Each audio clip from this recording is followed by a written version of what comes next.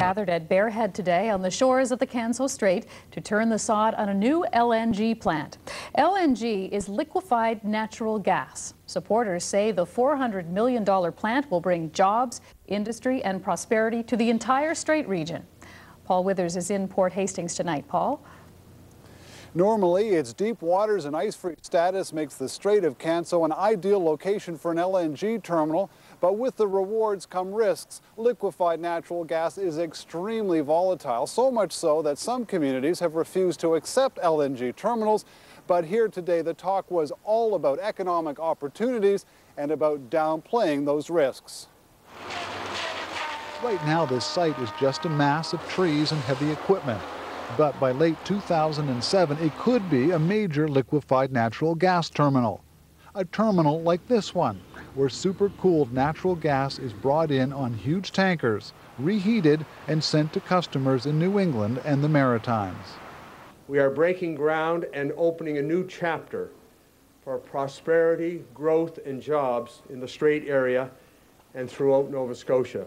Nova Scotia's premier was one of many dignitaries on hand to celebrate the start of construction on Anadarko's LNG terminal at Bear Head.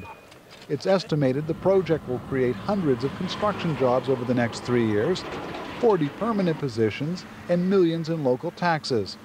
As another source of energy, it could also attract even more industry to the area. And so it's no surprise LNG has its cheerleaders, but there are risks. Environmental contamination, fires, and explosions have all happened at other LNG facilities around the world. This one at an export plant in Algeria killed 27 people. It is a safe industry. Anadarko's Mike Bridges says the LNG process is far safer at terminals where the gas is imported, which is what would happen at Bear Head. And I think if you'll look at the track record of LNG as far as bringing it into the regasification plants, that there will be no problems, and we feel very comfortable that we're taking all precautions. These things can be done very safely. John Hamm is satisfied on safety. He prefers to talk about the benefits of bringing more natural gas into the province. The closer we are to a petrochemical industry, that is an industry that has tremendous job potential. It is an industry that creates a lot of jobs, and again, of course, we heard a lot about creating jobs today from John Hamm and politicians from all levels of government. Again, the message, all the same message, talking up jobs and economic growth here in the Strait area. So, Paul, lots of optimism, definitely, and that's fueled by more than the LNG plant. Sure it is normally. There's already something of a boom going on here. Industry is expanding. There are more jobs. Good times, in a way, have returned to the Strait area. Frank King has the story of a region on a roll. 101.5 The Hawk. CIGO, Port Hawkesbury. Local news first. It's 12 degrees. CIGO has been broadcasting to the Strait region for 25 years. Today it sounds more upbeat than ever. It does indeed reflect the mood in the community and the greater community as far as we're concerned, not just Port Hawkesbury, but certainly the communities that extend 30 to 40 miles out. Today's announcement of a multi-million-dollar gas project at Bear Head just adds to that feeling of optimism, and for good reason. The Stora paper mill is expanding, there's a new call centre in town, and oil and gas projects in nearby Point Tupper have created hundreds of new jobs. So can you guys offer any other suggestions as to... This is a grade 12 world geography class at the regional high school in Port Hawkesbury.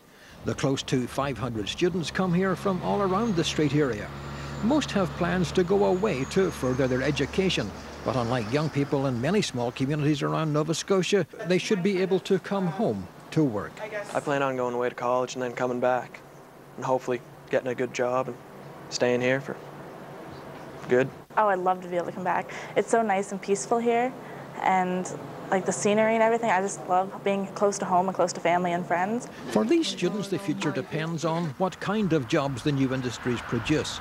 But there is a common denominator. They all start out with the hum of construction machinery. I want to work with big rigs and machines, so it looks a lot better than it did before. It was a lot quieter too. But I like the look of it, so it'd be nice to stay here. Staying here hasn't always been an option. In the early 80s, energy-related projects here were collapsing. The Gulf oil refinery closed, and after investing hundreds of millions of dollars, the federal government abandoned the town's heavy water plant.